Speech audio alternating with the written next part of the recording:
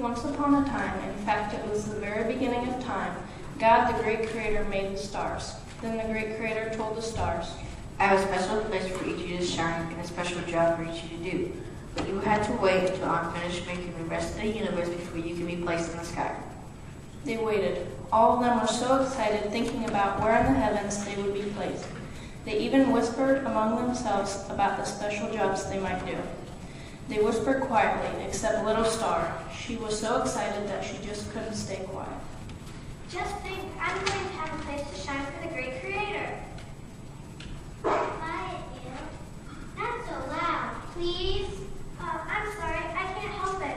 I'm just so excited it's hard to be quiet. Shh.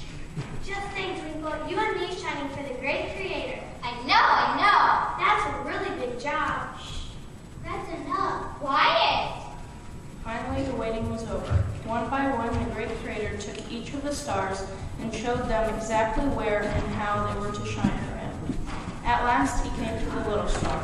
Thoughtfully, he looked down with an excited look. Do you really want to shine for me, Little Star?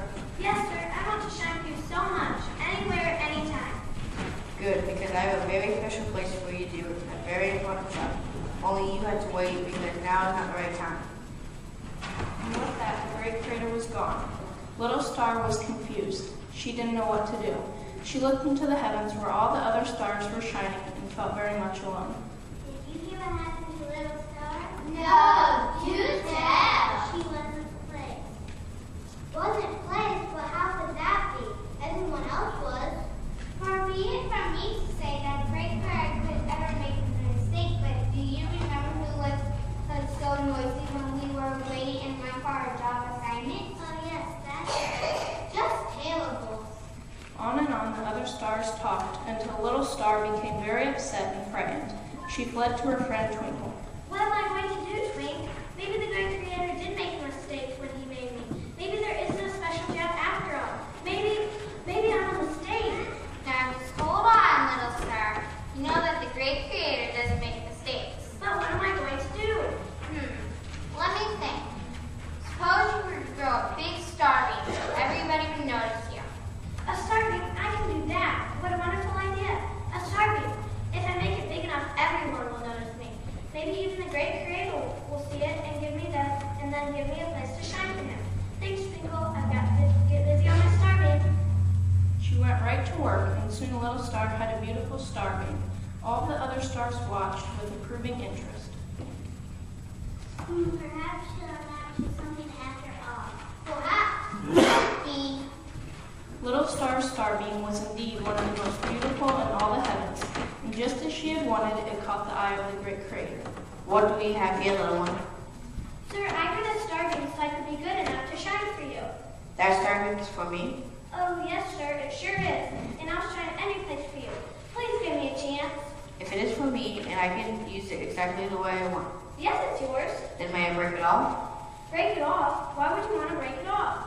It is for you so I can shine for you. I did it for you. Well, I suppose you can break it off if you really want to.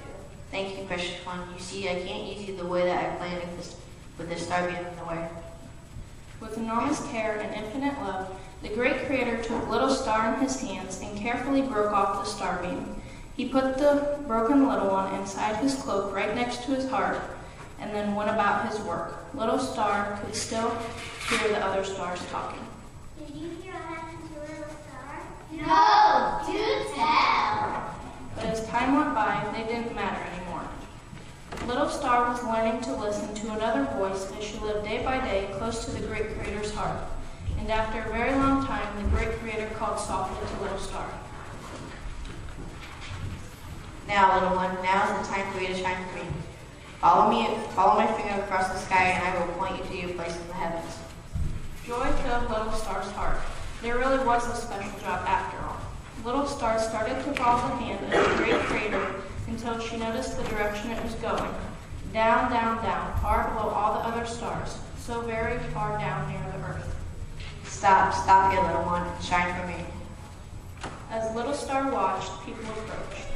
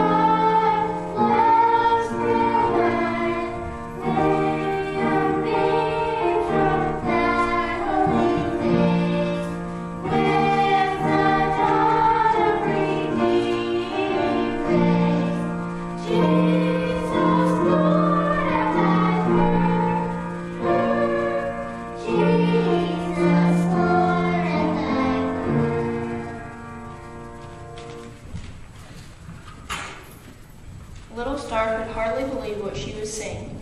She was shining to announce the birth of the great Creator's Son, God's only Son, Jesus. She had been made for this. Little Star watched as Mary, Joseph, and baby Jesus settled down in the simple stable. They stayed there because there was no room for them in the inn.